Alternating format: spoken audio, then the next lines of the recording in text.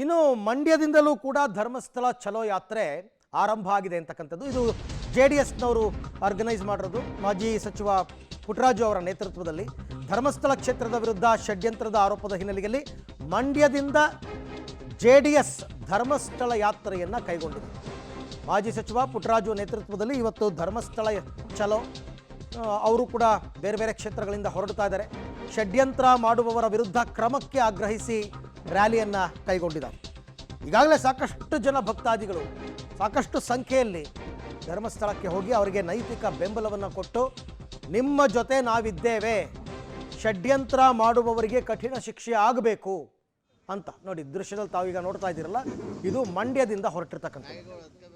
ಮಂಡ್ಯ ಭಾಗದ JDS ಕಾರ್ಯಕರ್ತರು ಮಾಜಿ ಸಚಿವ ಪುಟ್ಟರಾಜು ನೇತೃತ್ವದಲ್ಲಿ ಪುರುಷರು ಮಹಿಳೆಯರು ಎಲ್ಲರೂ ಕೂಡ ಧರ್ಮಸ್ಥಳಕ್ಕೆ ಬೆಂಬಲವನ್ನು ವ್ಯಕ್ತಪಡಿಸಿ ರ್ಯಾಲಿಯಲ್ಲಿ ಈಗ ತೆರಳುತ್ತಾ ಇದ್ದಾರೆ.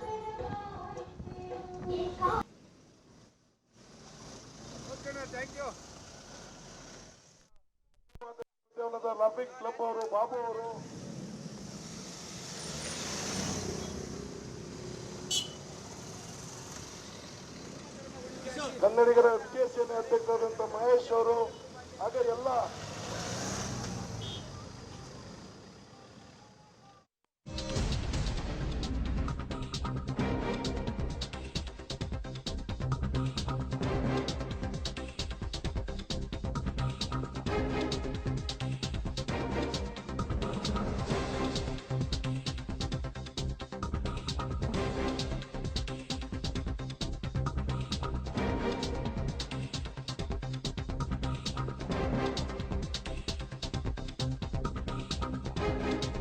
ಇನ್ನು ಧರ್ಮಸ್ಥಳದ ವಿಚಾರವಾಗಿ ಇಲ್ಲಿ ತನಕ ಏನೆಲ್ಲ ಡೆವಲಪ್ಮೆಂಟ್ಸ್ ಆಗಿದೆ, ಇದಕ್ಕೆ ಸಂಬಂಧಪಟ್ಟಂತೆ BJP ಹೈಕಮಾಂಡ್ಗೆ ರಾಜ್ಯದ ವತಿಯಿಂದ ರಿಪೋರ್ಟ್ ಹೋಗಿದೆ.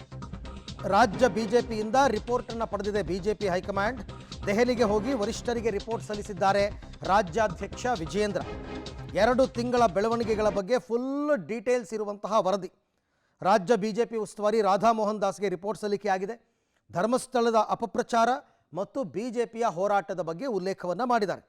ಆಮೇಲೆ ಈ ವ್ಯವಸ್ಥಿತ ಪಿತೂರಿಗೆ ಫಾರಿನ್ ಫಂಡ್ ಬಳಕೆ ಇತ್ತಲ್ಲ, ಇದನ್ನೂ ಪ್ರಸ್ತಾಪ ಮಾಡಿ NIA ತನಿಖೆಗೆ ಕೊಡಿ ಅಂತ ವಿಜೇಂದ್ರ ಅವರು ಮನವಿಯನ್ನು ಕೂಡ ಮಾಡಿಕೊಂಡಿದ್ದಾರೆ. ಇದು ಸಹಜವಾಗಿ ಇದು ಅವರ ಆಗ್ರಹ ಕೂಡ ಅವ್ರ ಒತ್ತಡ ಕೂಡ ಇತ್ತು. NIA ತನಿಖೆನೇ ಆಗಬೇಕು SITಗಿಂತ ಅಂತ. ಅದು ಕೇಂದ್ರ ತಗೋಬೇಕಾದಂತಹ ನಿರ್ಧಾರ. ಕೇಂದ್ರ ಗೃಹ ಇಲಾಖೆ ಏನಾದರೂ ಇವರ ಮನವಿಯನ್ನು ಪುರಸ್ಕರಿಸಿದ್ರೆ ಈ ಪ್ರಕರಣದ ತನಿಖೆಯನ್ನು NIAಗೆ ವಹಿಸಲಾಗುತ್ತೆ. ಸದ್ಯಕ್ಕಂತೂ ಹೈಕಮಾಂಡ್ ರಿಪೋರ್ಟ್ ಪಡ್ಕೊಂಡಿದೆ. ಅವರ ಮುಂದಿನ ನಡೆ ಏನು ಅಂತಕ್ಕಂಥದ್ದನ್ನು ಕಾದು ನೋಡಬೇಕು. BJP ಅವರು ಮೊದಲು ಮಾತಾಡ್ತಿಲ್ಲ, ಪ್ರಾರಂಭದ ದಿನದಿಂದನೂ ಮಾತಾಡಿದೀವಿ. ತನಿಖೆ ಮುಕ್ತವಾಗಿ ತನಿಖೆ ನಡೆದು ಎಲ್ಲ ಸತ್ಯಾಸತ್ಯತೆ ಆಚೆ ಬರಲಿ, ಅಲ್ಲಿವರೆಗೂ ಕಾಯೋಣ. ಇದರ ಹಿಂದೆ ಇರುವಂಥ ಕೈವಾಡ ಕೈಗಳನ್ನ ಎಲ್ಲ ವಿಚಾರಗಳನ್ನ ಬಯಲಿಗೆ ಎಳಿಬೇಕು. NIA ತನಿಖೆನ ಮಾಡಿಸಿ ಅಂತಲೂ ಒತ್ತಾಯವನ್ನು ಮಾಡ್ತಾ ಇದ್ದೀವಿ. ಇದೆಲ್ಲ ಒಂದು ವ್ಯವಸ್ಥಿತವಾದಂತ ಪಿತೂರಿ, ಧರ್ಮಸ್ಥಳದ ಹೆಸರಿಗೆ ಕಳಂಕವನ್ನು ಅಂಟಿಸುವಂತಹ ಒಂದು ದೊಡ್ಡ ಕಾನ್ಸ್ಪಿರಸಿ ಅನ್ನೋದು ಸ್ಪಷ್ಟವಾಗ್ತಾ ಇದೆ. ಮತ್ತು ಇದಕ್ಕೆ ತಮಿಳುನಾಡು ಕೂಡ, ಕೇರಳದಲ್ಲಿರುವಂತಹ ಕಮ್ಯುನಿಸ್ಟ್ ಪಾರ್ಟಿಯವರು ಕೂಡ ಹೈದರಾಬಾದ್ ನಲ್ಲಿ SDPIನವರು ಪ್ರೊಟೆಸ್ಟ್ ಮಾಡಿದ್ರು.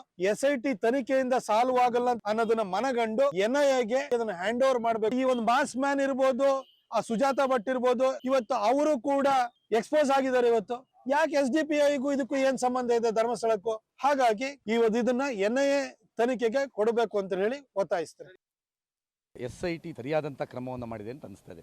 ಆ ಅನಾಮಿಕನ ಹಿಂದೆ ಯಾರಿದ್ದಾರೆ, ಇದನ್ನ ರಿಮೋಟ್ ಆಗಿ ಕೆಲಸ ಮಾಡ್ತಾ ಇರುವಂತವ್ರು ಯಾರು, ಅವರಿಗೆ ಕಠಿಣವಾದ ಶಿಕ್ಷೆ ಆಗ್ಬೇಕು. 3-4 ಜನ ಕಾಣ್ತಾರೆ, ಅದು ಯಾವುದೋ ಒಂದು ದೊಡ್ಡ ಕಾಣದ ಕೈಗಳು ಮಾಡಿದ್ದಾರೆ. ಸೊ ಅದು ಗೊತ್ತಾಗಿ ಅವರಿಗೆ ಶಿಕ್ಷೆ ಆದ್ರೆ ಇನ್ನು ಬೇರೆ ಧಾರ್ಮಿಕ ಕೇಂದ್ರಗಳು ಬಚಾವಾಗಬಹುದು.